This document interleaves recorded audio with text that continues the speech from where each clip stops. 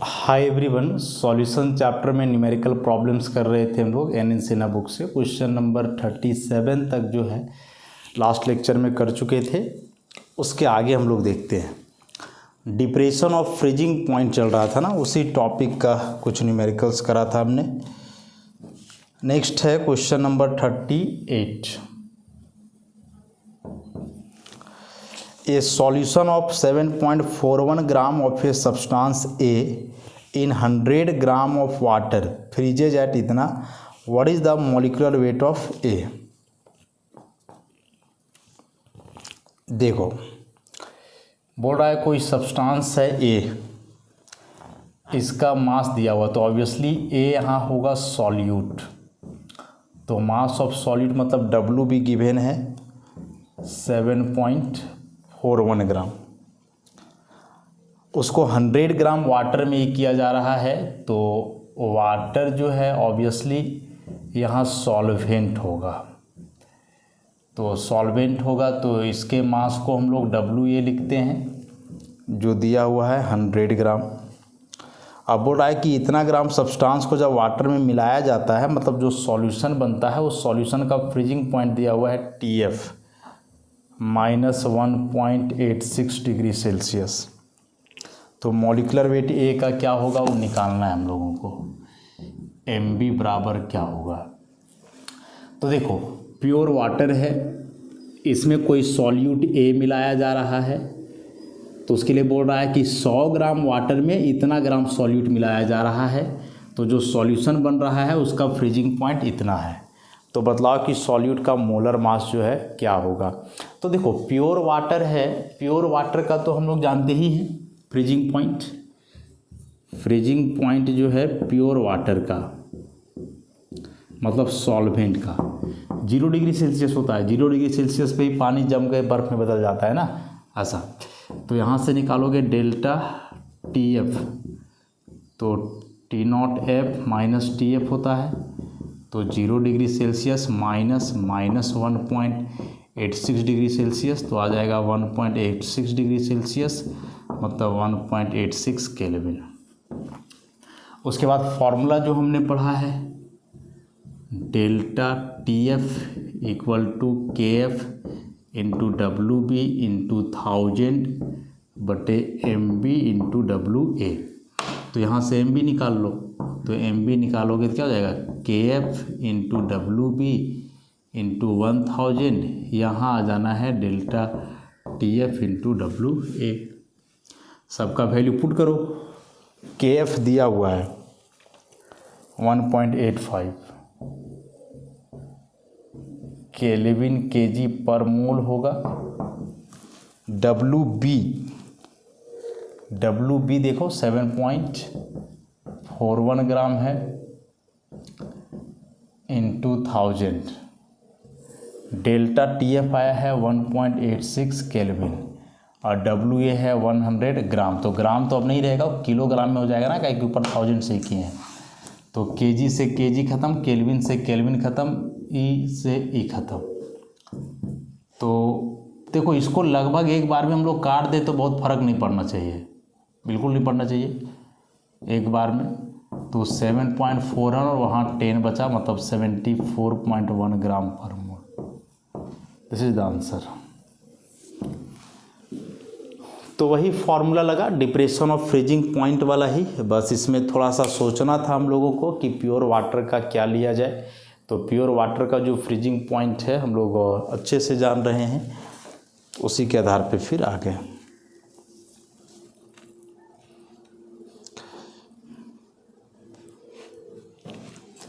Question number 39, ये थोड़ा अलग सा क्वेश्चन है।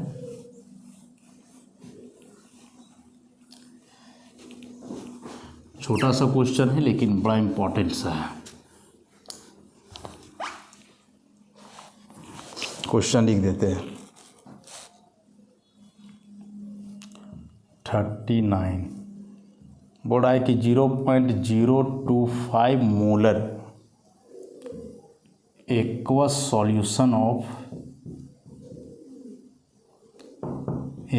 Solution of monoprotic acid acid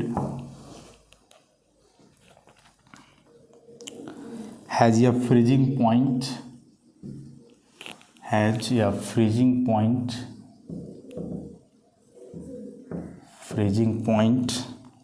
-0.060 degree Celsius. Calculate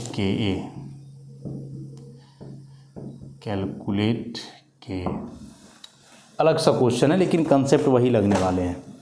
monoprotic acid मैंने समझ रहे हो, वह एसिड जो डिसोसिएट करके एक प्रोटॉन देगा। मोनोप्रोटिक एसिड का मतलब हुआ वह एसिड जो डिसोसिएट करके एक प्रोटॉन देगा।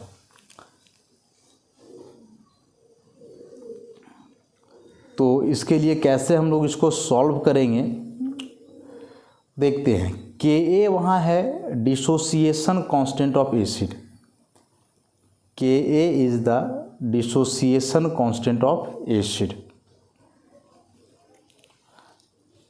एबनॉर्मल मोलर मास का कंसेप्ट भी यहाँ इस्तेमाल होने वाला है।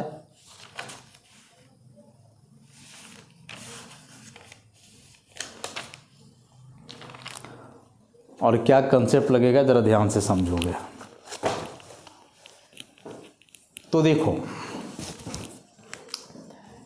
मोनोप्रोटिक एसिड है, मान लें हम लोग कि Ha है कोई मोनोप्रोटिक एसिड, आयोनाइज करेगा, H+ बनाएगा और A- देगा। मान लेते हैं इनिशियल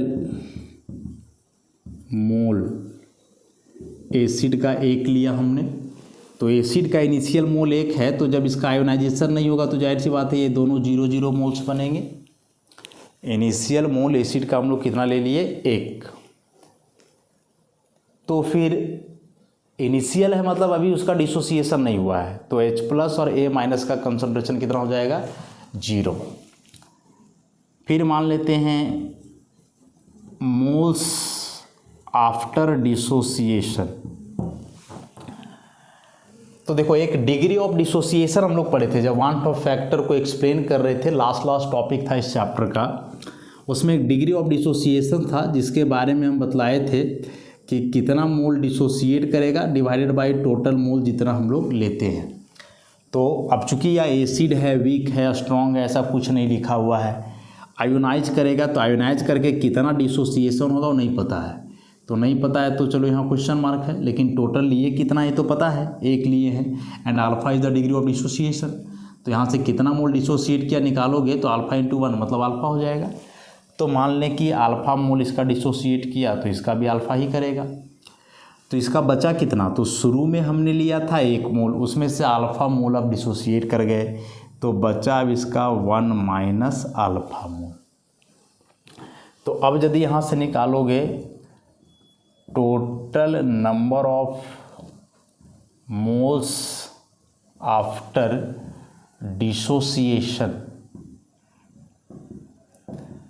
मतलब एसिड अब जो है उस बर्तन में वह कुछ डिसोसिएटेड फॉर्म में भी है, कुछ अनडिसोसिएटेड फॉर्म में भी है। तो टोटल मिला दें कि डिसोसिएटेड फॉर्म वाले कितने हैं और अनडिसोसिएटेड फॉर्म वाले कितने हैं, तो जोड़ दो 1 - alpha plus alpha plus alpha, तो प्लस अल्फा माइनस अल्फा खत्म हो जाएगा तो बचेगा 1 + अल्फा। इसके बाद हमने पढ़ा वांट ऑफ फैक्टर, और वांट ऑफ फैक्टर जिसको I से डिनोट करते हैं, क्या पढ़े थे हम लोग, observed number of moles by number of moles taken.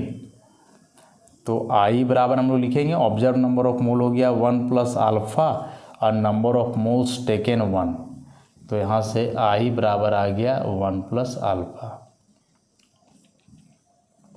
ऐसे अब हम लोग पढ़े, चूँकि फ्रीजिंग पॉइंट की यहाँ बात कर रहा है तो इसमें जो हम लोग जानते हैं डेल्टा TF = IKFM, ऐसा हम लोग पढ़ते हैं, KFM पढ़ते हैं, लेकिन I यहाँ लगाना होगा क्योंकि एसिड दिया हुआ, अब एसिड है तो डिसोसिएट करेगा। और एबनॉर्मल मोलर मास में हमने पढ़ा कि यदि कोई सॉल्यूट का डिसोसिएशन या एसोसिएशन होता है सॉल्यूशन में तो मोलर मास उसका चेंज करेगा, मीन्स कॉलिगेटिव प्रॉपर्टी चेंज करेगा, इसलिए वान ऑफ फैक्टर को इंक्लूड करना वहाँ ज़रूरी है। तो डेल्टा टी एफ बराबर वहाँ से जो है हम लोग आई के एफ एम, एम मोलैलिटी है, आई वहाँ लगाना होगा वान ऑफ फैक्टर की वजह से। तो अब यहाँ से इसको सॉल्व करोगे तो ज़रा ध्यान से देखना, डेल्टा टी एफ तो हो गया T naught F minus T F, I यहाँ से लिखे हो 1 प्लस अल्फा के एफ। तो प्योर वाटर के लिए के एफ का वैल्यू याद रखना होगा, दिया हुआ तो नहीं है क्वेश्चन में कहीं, याद रखना है 1.86 and here is the molality. लेकिन क्वेश्चन में जो दिया हुआ है वो मोलैरिटी दिया हुआ है, क्या दिया हुआ है, मोलैरिटी। लेकिन मोनोप्रोटिक एसिड है तो मोलैरिटी और मोलैलिटी दोनों यहाँ सेम ही लेकर के चलना है, तो यही हो जाएगा उसके बराबर 0.025। तो यहाँ से टी नॉट एफ मतलब कि freezing point of pure solvent, तो एक्वस सॉल्यूशन है, मतलब सॉल्वेंट यहाँ क्या है, वाटर है, और प्योर वाटर का फ्रीजिंग पॉइंट हम लोग जान रहे हैं 0 degree Celsius minus 0.060 degree Celsius equal to 1 plus alpha 1.86 into 0.025। तो यहाँ से निकालोगे 1 प्लस अल्फा तो हो जाएगा 0.060, और बेसिकली इसको हम लोग यूनिट के साथ लिख दें, केल्विन में रहेगा, टेम्परेचर है डिग्री सेल्सियस में, लेकिन पीछे पढ़े हम लोग की जो टेम्परेचर डिफरेंस होता है वह डिग्री सेल्सियस और केल्विन में सेम होता है। तो यहाँ क्या बचेगा 1.86 इंटू 0.025 ऐसा। तो अल्फ़ा यहाँ से निकालोगे तो 0.060, ये तो कट जाएगा यूनिट वगैरह सारा, बाई 1.86 इंटू 0.025 माइनस 1 ऐसे। और जब इसको सॉल्व करोगे तो सॉल्व करने के बाद अल्फ़ा का वैल्यू आएगा 0.29, अल्फ़ा का वैल्यू कितना आएगा 0.29 आएगा। इसका मतलब हुआ कि जो 1 मोल हमने लिया था एसिड का शुरुआत में, उसमें से 0.29 मोल डिसोसिएट किया और बाकी जो है वह बचा हुआ रह गया अनडिसोसिएटेड फॉर्म में। हम लोग को के निकालना है ना, के मतलब dissociation constant of acid calculate करना है। तो dissociation constant of acid calculate करोगे तो उसका क्या फॉर्मूला होता है, यहाँ तक तो बात समझ गए, कैसे कैसे हम लोग अप्लाई करते गए और आगे बढ़ते गए। इसको थोड़ा अलग सा क्वेश्चन था। तो देखो इस इक्विलिब्रियम के लिए जब इक्विलिब्रियम कांस्टेंट लिखोगे तो प्रोडक्ट का कंसंट्रेशन माने concentration of H plus into concentration of A minus by concentration of HA। अब H प्लस यहाँ लेकर के यदि चलोगे कंसंट्रेशन के साथ रखोगे तो फिर लगाना पड़ेगा सब में C ऐसे।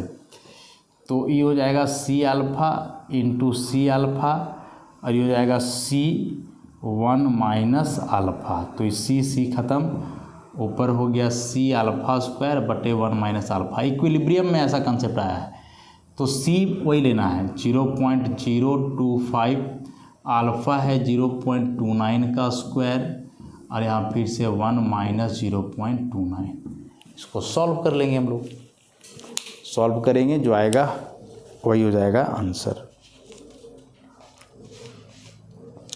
तो सॉल्व करने के बाद जो इसका आंसर आता है वह आंसर है 2.9 इंटू 10 का पावर माइनस 3, 2.9 इंटू 10 का पावर माइनस 3।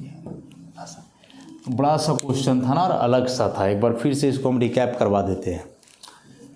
क्वेश्चन बोल रहा है कि कोई मोनोप्रोटिक एसिड है। मोनोप्रोटिक का मतलब समझ गए, जो आयोनाइज होकर के एक ही प्रोटॉन देगा, जैसे HCl, HNO3, HClO4 ऐसे। तो उसका एक्वस सॉल्यूशन है और उस एक्वस सॉल्यूशन का फ्रीजिंग पॉइंट दिया हुआ है इतना, तो डिसोसिएशन उसका कांस्टेंट निकालना है। अब यदि कोई एसिड ऐसे आयोनाइज करता है तो डिसोसिएशन कांस्टेंट निकालने का यही फॉर्मूला है, C अल्फ़ा स्क्वायर बटे 1 माइनस अल्फ़ा, जहाँ अल्फ़ा डिग्री ऑफ डिसोसिएशन है।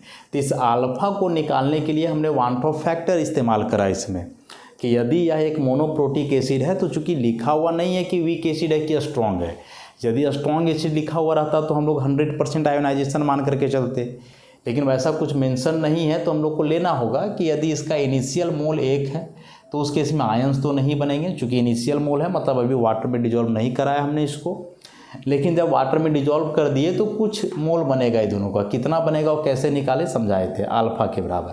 तो ये बचेगा 1 माइनस अल्फा। यहाँ से हम लोग वांट ऑफ फैक्टर कैलकुलेट किए। आई क्यों कैलकुलेट करना ज़रूरी था, क्योंकि यहाँ जो सॉल्यूशन है वह एसिड का है, एसिड वाटर में जाने के बाद डिसोसिएट करता है, तो नंबर ऑफ पार्टिकल सॉल्यूशन में चेंज करेंगे तो कॉलिगेटिव प्रॉपर्टी भी चेंज कर जाएगा। और नंबर ऑफ पार्टिकल यदि चेंज करे, कॉलिगेटिव प्रॉपर्टी चेंज करे, तो वांट ऑफ फैक्टर को तो याद करना ही पड़ेगा। और वांट ऑफ फैक्टर आई वहाँ से आया था 1 प्लस अल्फा, बाकी सारे वैल्यूज़ दिए हुए थे। क्वेश्चन में मोलैरिटी था, हमने मोलालिटी लिया, तो मोलैरिटी और मोलालिटी सेम होगा जब सॉल्वेंट वाटर हो दोनों केस में। साथ ही साथ एसिड मोनोप्रोटिक है, 1 प्रोटॉन देगा तो इसका बेसिसिटी वगैरह से भी बहुत ज़्यादा प्रभाव नहीं पड़ेगा। तो एक्वस सॉल्यूशन के केस में मोलैरिटी बराबर होगा मोलालिटी का, याद रखोगे। तो वहाँ मोलैरिटी था लेकिन हमने डायरेक्ट मोलालिटी का इस्तेमाल कर लिया। अब बाकी सब कुछ यहाँ पता था, तो यहाँ से फर्स्ट ऑफ ऑल निकल गया अल्फ़ा। उसके बाद फिर इसी में हम लोग यहीं से चलेंगे कि यदि यह आयोनाइज किया तो यहाँ हम लोग इनिशियल मोल लिए थे इनिशियल मोल लिए थे क्या 1। अब इनिशियल कंसंट्रेशन यदि लोगे तो 1 इंटू सी, मैंने इसको मोलैरिटी से मल्टीप्लाई करना होगा कंसंट्रेशन से, तो सब में सी से मल्टीप्लाई कर दो ऐसे। तो अब जो इक्विलिब्रियम है, लॉ ऑफ इक्विलिब्रियम, वो बोलता है कि यदि कोई ऐसे रिवर्सिबल रिएक्शन है तो उसका जो कांस्टेंट होगा, इक्विलिब्रियम कांस्टेंट, वो बराबर होगा प्रोडक्ट का कंसंट्रेशन बटे रिएक्टेंट का। तो प्रोडक्ट है H plus A minus, reactant है HA। अब H प्लस बन रहा है C अल्फ़ा, A माइनस भी है C अल्फ़ा, तो दोनों जगह लिख दिए। और HA बचा C 1 माइनस अल्फ़ा, C खत्म, C alpha square 1 minus alpha. Alpha यहाँ से हम लोग निकाले ही थे, पुट कर दिए, C दिया हुआ है, निकल गया। इम्पॉर्टेंट क्वेश्चन है लेकिन चूँकि इसमें अलग सा कंसेप्ट इस्तेमाल हुआ है, वेरी वेरी इंपॉर्टेंट क्वेश्चन, ध्यान रखेंगे इस बात को हम लोग। नेक्स्ट क्वेश्चन की ओर हम लोग बढ़ते हैं। अगला क्वेश्चन जो है इसका क्वेश्चन नंबर 40।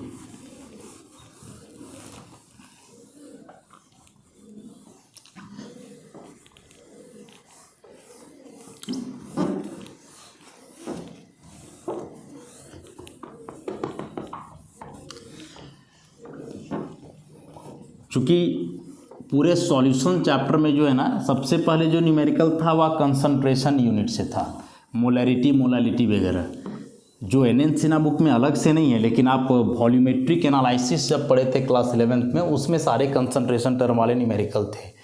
तो NN सिन्हा बुक में आप ढूंढोगे तो वह मोलैरिटी मोलालिटी नाम से कुछ नहीं मिलेगा टॉपिक, बल्कि वॉल्यूमेट्रिक एनालिसिस मतलब वो जो टाइट्रेशन है उसमें देखोगे तो कंसंट्रेशन यूनिट्स वहाँ मिलेंगे।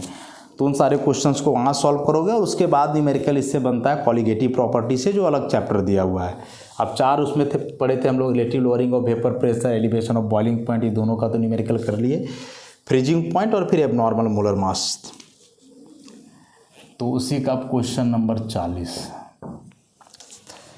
When 15 gram of ethanol are dissolved in 750 gram of formic acid, देखो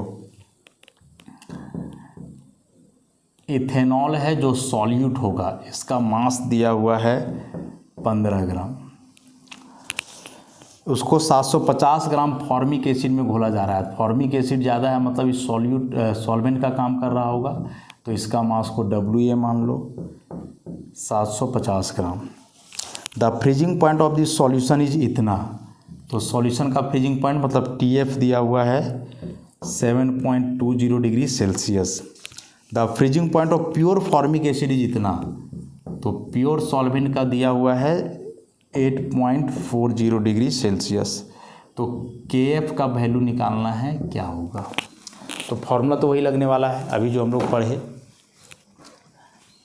तो W भी दिया हुआ है, WA दिया हुआ है, TF T0F पता है, तो यहाँ से तो सबसे पहले डेल्टा TF निकालो, डिप्रेशन ऑफ फ्रीजिंग पॉइंट, क्या फॉर्मूला है T0F minus TF, so T0F is 8.40 degree Celsius and this is 7.20 degree Celsius, तो आ जाएगा 1.20 डिग्री सेल्सियस। केल्विन में इतना ही होगा। Change in temperature always same, whether kelvin और डिग्री सेल्सियस, ऐसा। उसके बाद यहाँ से मोलर मास भी निकालना पड़ेगा इथेनॉल का, MB। तो इथेनॉल का फॉर्मूला जानते हो, C2H5OH, डायरेक्ट निकाल लो। कार्बन 2 है तो 24, हाइड्रोजन 5 और 1 6 है तो 6, और ऑक्सीजन का 16, तो आ जाएगा 46 ग्राम पर मोल। हो गया। उसके बाद अब जो फॉर्मूला हम लोग पढ़े उसको पुट करो। क्या पढ़े हैं? Delta TF equal to KF WB into 1000 MB into WA। यहाँ से KF निकालना है, तो KF इक्वल टू हो जाएगा क्या? Delta TF into MB into WA बटे WB इंटू 1000। तो डेल्टा TF है 1.20 केल्विन, MB हमने पाया 46 ग्राम पर मोल, WA इज 750 kg लेना होगा, ग्राम नहीं kg, क्योंकि 1000 से मल्टीप्लाई है। और WB इज 15 ग्राम 1000। अब इसको सॉल्व करो, आसानी से हो जाना चाहिए।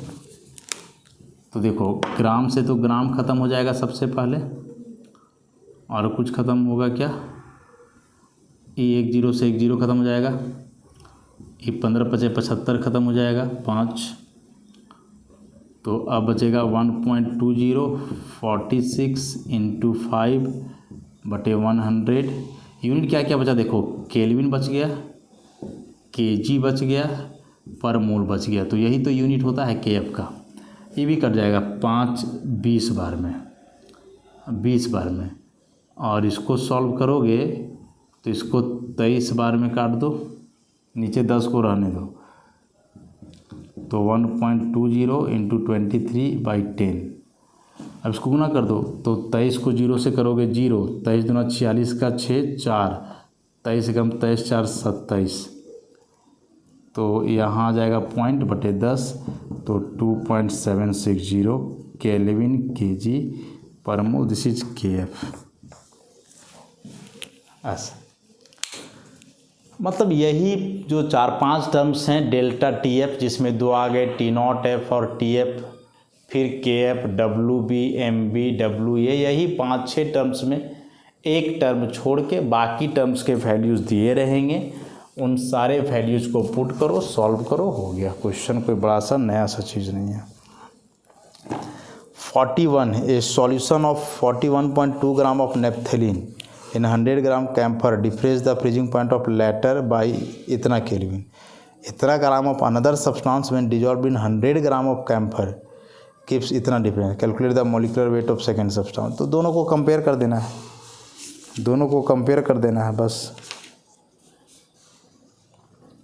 एक से KF निकालो, उसको दूसरे में पुट कर दो, निकल जाएगा।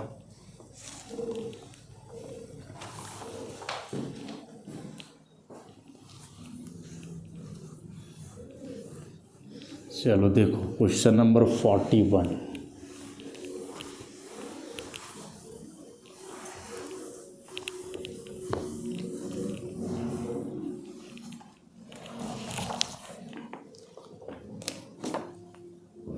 Question number 41। दो चीज़ दिया हुआ है, एक है नेफ्थेलिन C10H8, इसका मास दिया हुआ है WB 41.2 ग्राम। मोलर मास फार्मूला से निकाल लो, तो 12 गुना 10 प्लस 8 128 ग्राम पर मोल। ठीक, इसको घोला गया 100 ग्राम कैम्फर में, तो कैम्फर जो है यहाँ से सॉल्वेंट हो जाएगा। हाँ, WA दिया हुआ है, समझ लो 100 ग्राम।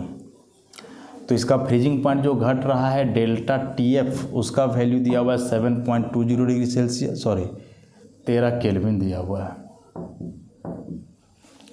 तो यहाँ से पहले पुट कर लो फॉर्मूला पे, डेल्टा TF इक्वल टू हमने क्या पढ़ा, KF इंटू WB इंटू 1000 बटे MB into WA।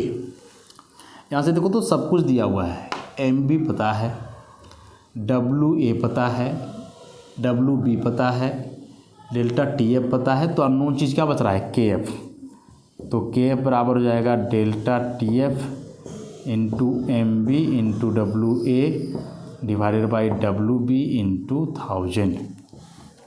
This one is 13 kelvin, MB is 128 ग्राम पर मोल, यहाँ 1000 बचा, सॉरी 1000 नहीं, WA है ना, तो WA 100 ग्राम, तो ग्राम नहीं क्या लोगे, kg।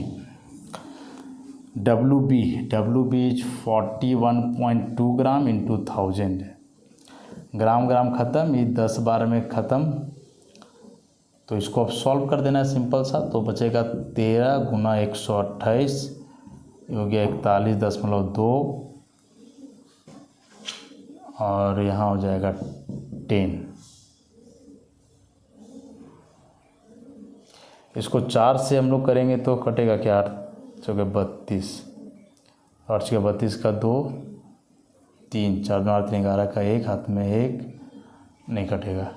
इसको सॉल्व कर लेंगे, जो आएगा वो हो जाएगा KF।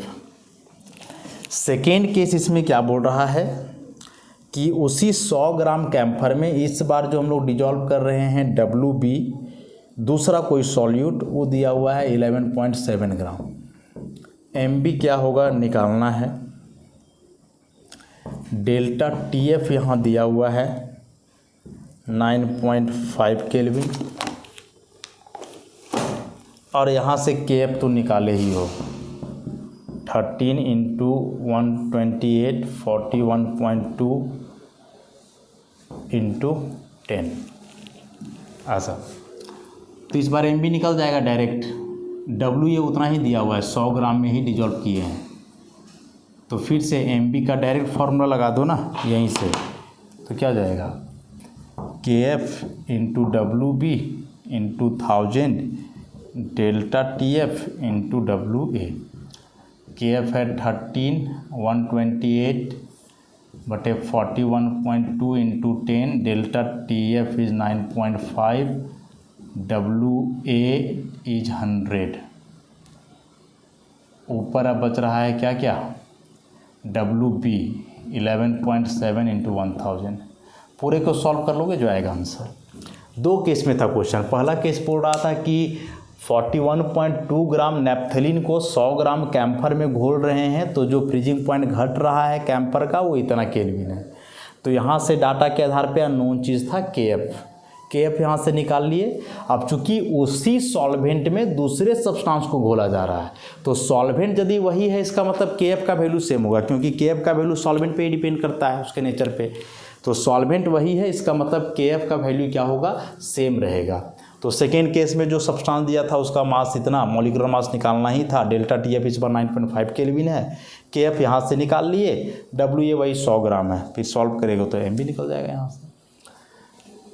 तो सारे कॉन्सेप्ट्स वही है, थोड़ा थोड़ा सा सोचना है, जितना ज़्यादा प्रैक्टिस करोगे आप इन न्यूमेरिकल्स को उतना आसान होगा। तो आज के लिए हम लोग इतना ही रहने देते हैं, नेक्स्ट लेक्चर से जो है बाकी बचे हुए न्यूमेरिकल्स को हम लोग आगे धीरे धीरे सॉल्व करते हैं। तो धन्यवाद।